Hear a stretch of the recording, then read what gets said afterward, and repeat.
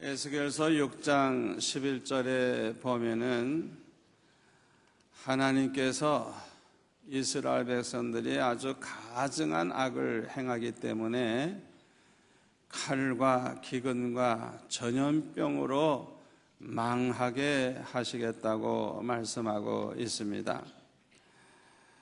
먼 데 있는 사람은 전염병에 죽게 될 것이고 가까이에 있는 사람은 칼에 엎드러지게 될 것이고 남아있어 에워싸인 자는 기근에 죽으리라고 그렇게 말씀을 했습니다.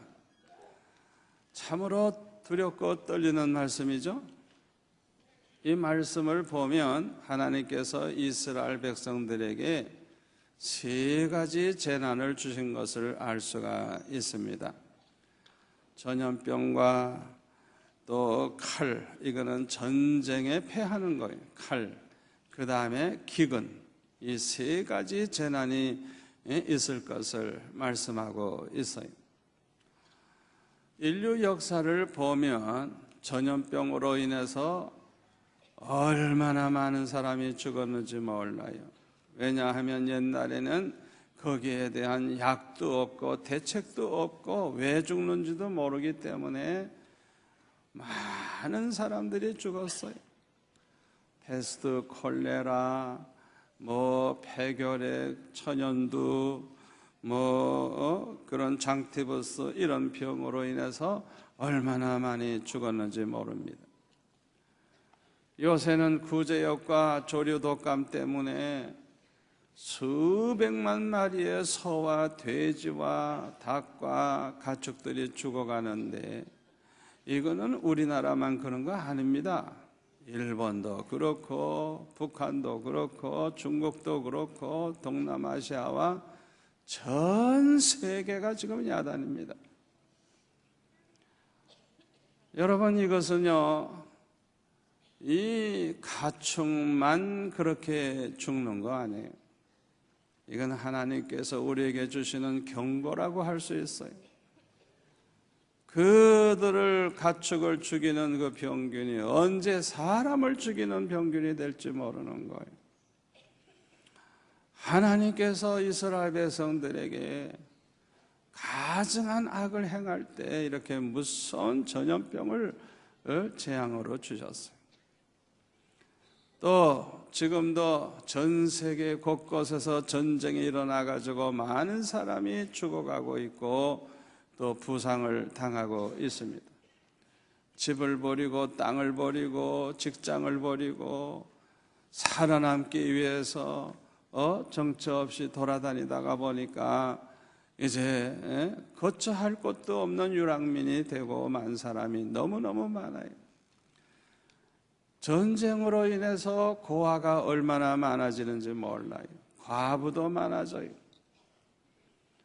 1950년 6월 25일 한국 전쟁이 일어났을 때 저는 나이가 10살이었어요. 그 당시의 일이 아주 저는 생생합니다. 전쟁이 일어나니까요, 쌀값이 폭등하는데요, 10배, 20배 막 뛰는데 그나마 쌀이 없어요. 다 벌써 잽싸게 그냥 쌀들을 다 어떻게 빼돌렸는지 찾아볼 수가 없어요. 금값이 뛰는데요. 왜? 피난 가면 집을 들고 못 가잖아요. 그러나 금덩어리 가져갈 수 있으니까 금값이 얼마나 폭등을 하는지. 전쟁이 일어나니까 세상이 하루아침에 얼마나 그렇게 달라지는지 몰라요. 기근이라고 하는 것은 물론 흉년들 때 기근이 오지만은 전쟁이 일어나도 기근은 따라옵니다. 전쟁이 일어나면 우선 농사를 지을 수가 없어요. 농사를 짓지 못하니까 그저 있는 곡식 가지고 먹다가 보면은 얼마 있으면은 다 떨어져요. 그러니까 저절로 기근이 오게 돼 있는 거예요. 그래서 많은 사람들이 총에 맞아 죽기도 하고 또 병들어 죽기도 하고 굶어 죽기도 하고 얼마나 많은 사람들이 죽어가는지 모릅니다. 그런데 이스라엘 백성들은 가나안 땅에 들어갈 때 첫 번째 성이 여리고 성이었어요. 이 여리고 성은 아주 큰 성입니다. 아주 견고한 성이고 강력한 군대가 있는 그런 나라입니다. 그럼에도 불구하고 하나님이 함께 하시고 하나님이 말씀하시는 대로 그렇게 하니까 그냥 여리고가 무너지고 쉽게 거기를 정복할 수가 있었어요. 두 번째 성은 아이성인데 이 성은 인구가 남녀노소 애기들까지 합쳐서 12,000명밖에 안 되는 조그마한 성입니다. 그럼에도 불구하고 이 아이성과의 싸움에서 이스라엘이 패하고 말았어요. 이렇게 조그마한 나라와 싸워서도 패한다고 하면 가나안 정복의 꿈은 다 물거품이 되고 마는 거예요.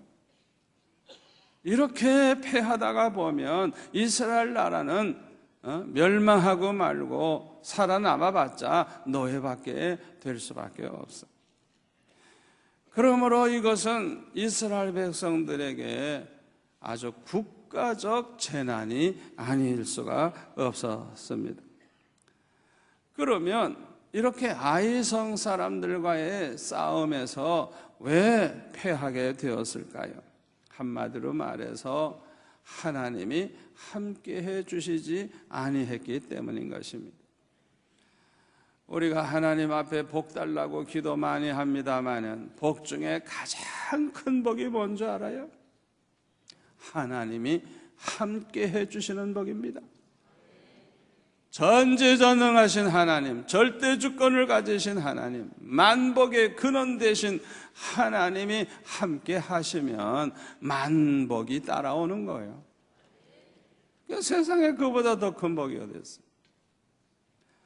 그러므로 저와 여러분이 항상 기도하실 때 빠뜨리지 말고 기도하셔야 될 게 뭐냐 하면 아버지 오늘도 나와 함께 해주세요. 오늘도 하나님 모시고 함께 살기를 원합니다. 이 기도를 꼭 하셔야 돼요. 멀리 집을 떠나 공부하고 있는 아들, 딸을 위해서 기도할 때 아버지 우리 아들, 딸 오늘도 하나님 함께 해주세요. 옛날 요셉과 함께 하신 것처럼 함께 해주세요. 그 기도를 꼭 하시기를 바랍니다. 하나님 모시고 사는 것처럼 큰 복이 없는 거예요. 가장 큰 저주가 뭔지 압니까? 하나님으로부터 버림받는 거예요. 하나님이 나에게서 떠나시는 거예요. 이게 가장 큰 불행이고 가장 큰 저주라고 할 수가 있습니다. 우리 하나님은 전지전능하실 뿐만 아니라 절대 주권을 가지고 계십니다. 우리의 생사하복을 주장하실 뿐만 아니라 한 나라의 흥망성쇠를 좌우하시는 분입니다. 이것을 알고 믿는 사람이 신자요, 이것을 모르고 믿지 않는 사람은 평생 교회 다녀도 그 사람 신자 아닙니다.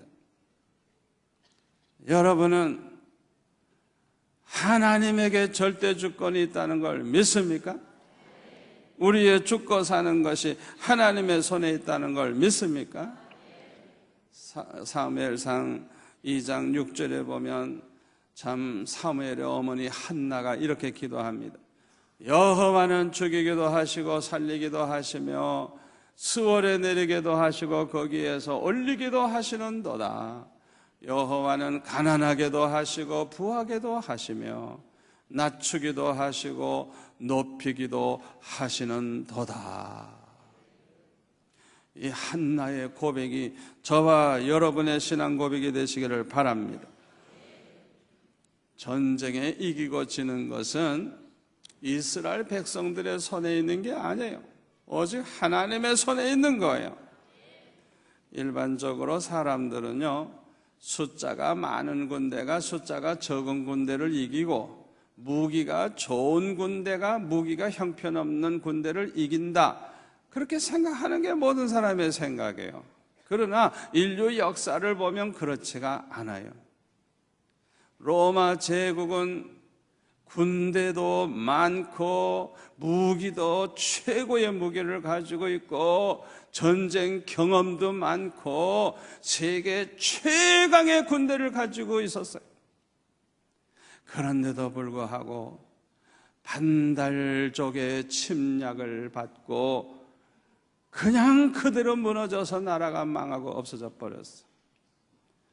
숫자로 보든지 무기로 보든지 전쟁 훈련을 보든지 경험을 보든지 비교가 안 되지만은, 여러분 로마가 무슨 뭐 더 센 나라한테 져서 없어진 거 아니에요. 반달족에게 무너지고 말았어요. 이스라엘의 기드온은 300명을 데리고 나아가서 미디안과 아말렉과 동방 사람 수십만 명과 싸워가지고 이겼어요. 어떻게 이겼는 줄 알아요? 하나님이 함께 하시니까요, 자기들끼리 치고받고 해가지고 혼란이 일어나가지고 죽고 살아남은 사람 다 도망가고 말았어요. 하나님이 함께 하시니까 300명 가지고도 이기는 거예요. 역대하 20장 보면은 여호사밧 왕 때 모압 자손과 암몬 자손과 마온 사람들이 연합군을 이루고 쳐들어왔는데 어마어마한 군대가 쳐들어왔어요. 여호사밧은 하나님 앞에 부르짖을 때 하나님이 응답을 하셨어요. 너희들이 싸울 것 없다, 내가 싸우리라 하나님이 말씀하셨어요. 하나님이 함께 하시겠다는 것. 그래서 찬양대원을 앞세워가지고 그 전쟁터로 나아갑니다. 찬양을 하면서 나아가는데요, 이게 웬일입니까? 자기들끼리 그냥 찌르고 죽이고 난리가 났는데 막상 전쟁터에 나가보니까 살아있는 사람 한 명도 없고 다 시체예요, 다 시체. 그들이 가지고 온 무기, 옷, 곡식, 금은 보화 옮기는 데만 사흘 걸렸대요. 사흘 걸렸대요. 하나님이 함께 하시니까 아무리 큰 군대가 쳐들어와도 이기는 것입니다. 창세기 14장에 보면은 신할왕, 엘라살왕, 엘람왕, 고임왕, 이 네 나라 왕이 소돔왕, 고모라왕, 아드마왕, 스보임왕, 소알왕, 5나라 왕과 전쟁을 벌이게 됐어요. 그런데 이 네 나라 연합군이 이겼어요. 그래서 소돔 고모라와 거기에 있는 모든 백성 다 붙잡혀가고 모든 물건을 다 잃어버리고 말았어요. 아브라함의 조카 롯과 그 식구도 다 포로가 돼서 붙잡혀가고 모든 물건을 다 잃어버리게 되었어요. 창세기 14장 14절에 보면 아브라함이 이 소식을 들었어. 그래서 평소에 집에서 기르고 훈련한 318명, 불과 318명의 소수의 이 젊은이들 데리고 나아가서 그냥 기습을 해가지고 그들을 쳐부수고 포로로 잡혀간 식구들 다 찾아오고 잃어버린 물건 다 찾아오고 오히려 더 많은 탈취물을 가지고 돌아왔어요. 숫자가 그렇게 작아도 하나님이 함께 하시니까 이기는 거예요. 하나님이 함께 하시는 것이 이렇게 큰 축복이 되는 것입니다. 절대 주권이 하나님의 손에 있어요. 우리 하나님의 축복하시면요, 하나님의 축복의 문을 여시면 닫을 자가 없습니다. 아무리 흉년이 들고 기근이 와도 축복받습니다. 이삭을 보세요. 창세기 26장에 보면 흉년든 해에 그랄 지방에서 농사를 짓더니 100배의 복을 받고 마침내 거부가 됐다 그랬잖아요. 흉년든 해에 거부가 됐어요. 여러분, 절대 주권은 하나님의 손에 있습니다. 아무리 경제 사정이 안 좋고, 아무리 먹고 살기 어렵고, 아무리 취직이 안 되고, 안 되는 것만 자꾸 보면 안 되는 것만 보여요. 여러분, 아무리 안 돼도 상관없어요. 절대 주권을 가진 하나님이 여러분에게 축복의 문을 열면 닫을 자가 없는 거예요. 닫을 자가 없어요. 그러나 이와 반대로 하나님이 축복의 문을 닫아 놓으면 뭘 해도 안 되게 돼 있어요. 하나님이 닫아 놓으면 그 축복의 문을 열 자가 없어요. 하나님이 우리를 살리시려고 하면 죽을 병에 걸려도 살아납니다. 전쟁의 모든 사람이 다 죽어도요, 하나님이 살리시면 살아 돌아옵니다. 이와 반대로 하나님이 거둬가신다고 하면 아무리 좋은 의사, 아무리 좋은 약, 무슨 방법을 써도 죽어요. 건강해도 죽고요, 자다가도 죽고요, 길 가다가도 죽고요, 말라리아 걸려서도 죽고요, 뇌염 모기에 물려서도 죽고요, 헤롯 왕과 같이 벌레에 물려서도 죽어요. 하나님이 거둬가시려고 하면 인간이 총동원해도 살릴 수가 없는 거예요. 왜 아이성 사람들보다 수십 배의 군대를 가진 이스라엘이 패하였습니까? 그것은 하나님께서 이스라엘 백성들과 함께하지 아니하셨기 때문에 그래요. 그러면 왜 하나님께서 이스라엘 백성들과 함께하지 아니하셨습니까? 첫째는 교만했기 때문에 그래요. 이스라엘 백성들이 여리고성을 점령한 다음에 너무 마음이 부풀렀어요. 왜? 그렇게 큰 성을 점령하고 나니까 자기들이 강대한 힘을 가지는 것 같이 생각이 되고, 자기네들이 잘 싸워서 이긴 것처럼 생각을 하게 되고, 그냥 착각에 자꾸 빠지게 되는 거예요. 이거 교만한 증거거든요. 하나님이 싸워서 이긴 건데 자기 힘으로 이겼다고 생각을 하니까 아주 교만해지고 하나님께 영광을 올려드리지 못한 것입니다. 그래서 인구가 12,000명밖에 안 되는 조그마한 아이성과 싸울 때는 그 정탐꾼이 뭐라고 하는 줄 압니까?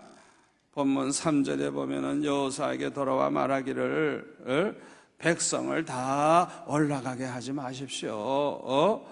그저 한 2,000~3,000명만 올라가서 아이를 치게 하소서. 그들은 소수이니 모든 백성을 그리로 보내어 수고롭게 하지 마소서. 그런 조그만 거, 2,000~3,000명만 올라가도 됩니다. 마치 자기네 힘으로 다 이기는 것처럼 이렇게 말을 했어요. 이게 교만해진 증거예요. 교만해진 증거. 여러분, 절대 주권을 가지신 하나님이 이기게 해야 이기는 것이지, 내가 무슨 몇 명 보냈다고 이기고 그런 거 아니에요. 여러분, 철저하게 하나님의 절대 주권을 인정하시고 믿고 항상 의지하시기를 바랍니다. 아버지, 주님이 축복하지 아니하면 내가 아무리 수고해도 나는 헛수고입니다. 아버지 축복해 주셔야 됩니다. 이런 기도를 하셔야 돼요. 여러분, 자녀들이 입시를 치를 때도 아무리 공부를 잘하면 뭐합니까? 하나님이 축복하지 않으면 합격할 수가 없습니다. 그런 겸손한 기도를 해야 돼요. 그런데 이스라엘 백성들이 너무 교만해졌어요. 그래가지고 한 3,000명 그냥 올려보냈다가 그냥 삽시간에 그냥 36명쯤 그냥 칼에 맞아 죽는 거예요. 게임이 안 돼. 그래가지고 그냥 다 겁이 나니까 싸울 생각도 하지 아니하고 다 도망가기가 정신없네. 잠언 16장 18절에 보면 교만은 패망의 선봉이라 그랬어요. 교만하면 망하게 돼 있어요. 왜 망할 수밖에 없는 줄 알아요? 야고보서 4장 6절에 보면 하나님이 교만한 자를 물리치시고 겸손한 자에게 은혜를 주신다 그랬어요. 우리 하나님은 교만한 자를 아예 보기도 싫어해요. 같이 있기도 싫어해요. 그냥 물리친대요. 물리친대요. 그냥 밀어버리는 거예요. 베드로전서 5장 5절에 보면은 하나님은 교만한 자를 대적하시되 겸손한 자들에게는 은혜를 주신다 그랬어요. 교만한 자하고는 싸우려고 하는 대적이라면 대적. 대적. 하나님 앞에 대적이 돼가지고 망하지 아니할 자가 어디 있겠어요? 여러분 절대로 교만하면 안 됩니다. 교만하면요 잘났어도 망하고요, 장사 잘 돼도 망하고요, 모든 조건이 다 좋아도 망하는 거예요. 교만하면 망해요. 왜? 하나님과 싸워 이길 자가 없으니까. 절대로 교만하면 안 되는 거예요. 왜 하나님께서 이스라엘 백성들과 함께 하지 아니했느냐? 두 번째 이유는 하나님 말씀에 순종을 하지 않았기 때문에 그렇습니다. 불순종을 해서 그래요. 사람이 교만해지면요 얼마나 인간이 건방진지 하나님 두려워할 줄을 모르고 하나님 말씀을 우습게 알고 지멋대로 살아요. 이게 교만해지면 그렇게 되는 거예요. 여러분 이거는요 너무너무 어리석고 불행한 일입니다.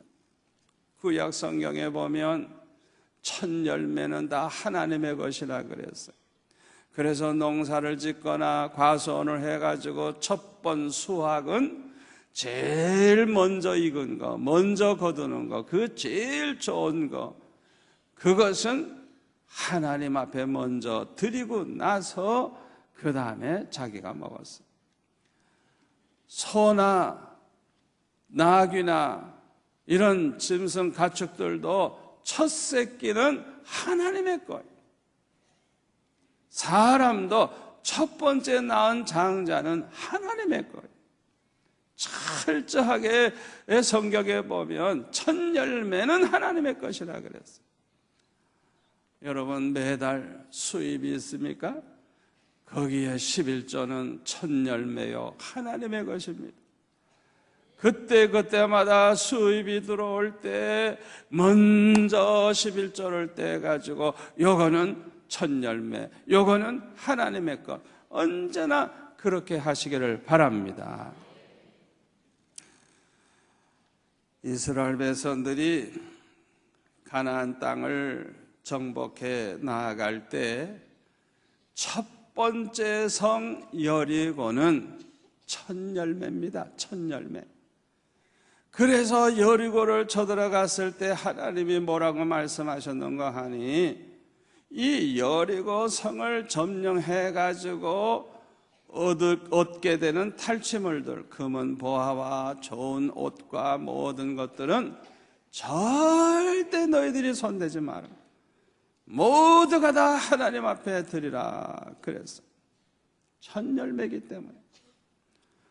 그런데 아간이라고 하는 사람이 그 말씀을 어기고 신할산 외투 하나와 200세겔 되는 은과 또 50세겔짜리 금덩어리를 살짝 도둑질 해가지고 자기 집 마당 밑에다가 땅을 파고 감춰 놨어요. 사람은 속일 수 있지만 하나님은 속일 수가 없어요. 첫 열매를 도둑질을 한 그 죄로 말미암아 아무리 작은 아이성이라고 할지라도 그 싸움에서 패하고 만 것입니다. 우리는 인류의 조상 아담과 하와가 하나님께서 먹지 말라고 하신 선악과를 따먹음으로 죽음이 왔고 또 저주를 받게 된 사실을 압니다. 이와 같이 하나님 말씀 불순종하면 결과가 어떻게 되는 줄 압니까? 저주가 따라오고요, 그 다음에는 멸망이 따라오는 것입니다. 그런데 여호수아는 아간이가 이렇게 죄를 지은 사실을 모르고 있었어요. 그러니까 아이성과 싸움에서 패했을 때 장로님들과 함께 땅바닥에 무릎을 꿇고 엎드려서 해가 지기까지 하나님 앞에 기도하며 왜 이런 일이 생겼는지 하나님 앞에 부르짖으며 기도하기 시작을 했어요. 여러분 잘 들으세요. 절대 주권을 가지신 그 하나님만이 우리의 문제를 해결할 수가 있습니다. 그러므로 문제가 있을 때는 꼭 하나님 앞에 나아가시기를 바랍니다. 하나님 앞에 엎드리시기를 바랍니다. 하나님을 찾으세요. 그러면 삽니다.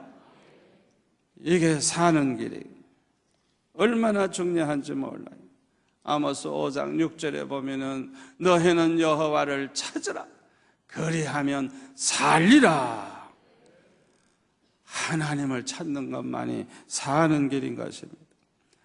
그러므로 여호수아는 장로님들과 함께 부르짖으며 하나님 앞에 엎드려서 기도를 했더니 하나님께서 응답을 해주시는데 이 아간이가 범한 죄를 가르쳐 주시는 거예요. 이렇게 하나님께서 죄를 깨닫게 해주시면 회개하면 해결이 됩니다. 아멘. 이게 살 길이에요. 잘 들으세요. 아무리 죄가 많고 죄가 커도 하나님 앞에 회개하면 하나님은 반드시 용서하십니다. 그리고 모든 죄를 도말해 주신다 그랬어요. 완전히 없었던 것으로 해주신다는 거예요. 그리고 기억도 하지 아니하시겠다 그랬어요. 이사야 43장 25절에 보면 그렇게 말씀하고 있어요. 그뿐만 아니라 요엘서 5장 25절에 보면 그 죄 가운데 있을 때 잃어버린 거, 재앙으로 잃어버린 거 다 하나님이 갚아주시겠다 그랬어요. 여러분 회개하는 게 얼마나 수지 맞는 일인 줄 압니까? 회개하면 용서받죠. 회개하면 죄 지은 것도 도말해 주시니까 없는 것처럼 되죠. 하나님이 기억도 안 하시죠. 또 잃어버린 거 다 회복해 주시죠. 망한 사람도 회복이 되죠. 할렐루야, 할렐루야.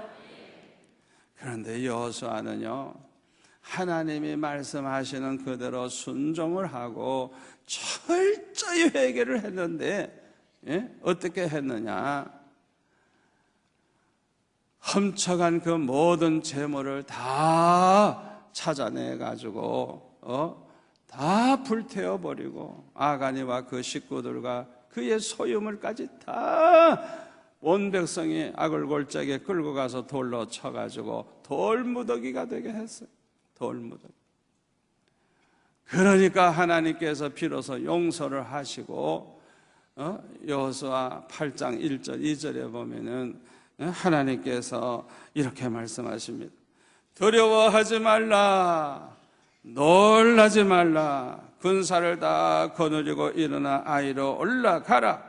보라, 내가 아이 왕과 그의 백성과 그의 성읍과 그의 땅을 다 내 손에 넘겨주었으니 너는 여리고와 그 왕에게 행한 것 같이 아이와 그 왕에게 행하되 오직 거기서 탈취한 물건과 가축은 스스로 가지라.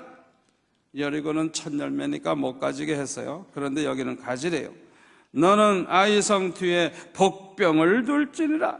하나님께서 작전까지 세워서 지휘해 주시는 걸 볼 수가 있어요. 이번에는 이렇게 싸우라. 하나님이 주시는 지혜, 하나님이 주시는 말씀을 따라서 하니까 승리를 해서 아이성을 완전히 불태워버리고 승리를 하게 되었습니다. 오늘날과 같이 재난이 많은 때에 저와 여러분은 어떻게 해야 되겠습니까? 첫째로는 하나님 말씀대로 순종하시기를 바랍니다. 우리가 하나님 말씀대로 순종하면 하나님이 함께 하시고 하나님이 책임져 주십니다. 여러분 꼭 명심하세요. 다른 요령을 부리지 마세요. 다른 방법이 없어요. 우리 예수 믿는 사람은요, 고지식해야 돼요. 말씀대로 사세요. 하나님이 함께 하십니다. 만복의 근원 대신 하나님이 함께 하시면 모든 복은 다 따라오는 거예요. 하나님이 책임져 주시는 거예요. 그리고 깨어 기도하시기를 바랍니다. 나라와 민족을 위해서도 기도하고, 이 나라 이 백성들이 오늘날 얼마나 가증한 죄를 범하는지 몰라요. 마치 그 죄를 내 죄처럼 생각하고 하나님 앞에 용서를 빌면서 이 나라 이 백성들을 위해 기도하시기를 바랍니다. 그렇게 기도하면 하나님은 그 기도를 들어주십니다. 다니엘이 이스라엘 백성들의 죄를 자기의 죄처럼 금식하며 회개할 때 하나님께서 응답을 하시는데, 네가 기도를 시작할 즈음에 이미 응답을 하셨으므로 내가 너에게 전하러 왔노라. 3주 후에 응답을 받았는데요, 사실은 그 기도를 시작할 때 하나님은 이미 응답하셨대요. 여러분, 저와 여러분이 다니엘처럼 오늘날 이렇게 국가적 재난이 계속되는 이때에 기도하기 시작하면, 이 나라 백성들의 죄를 내 죄처럼 하나님 앞에 통회하며 기도하기 시작하면 반드시 응답하시고 이 땅에서 구제역이 사라질 줄로 믿습니다. 하나님의 기적이 일어날 줄로 믿습니다. 우리 눈으로 그렇게 보게 될 줄로 믿습니다. 여러분들이 오늘 주시는 말씀을 통해서 이 재난 때에 승리하시기를 축원합니다.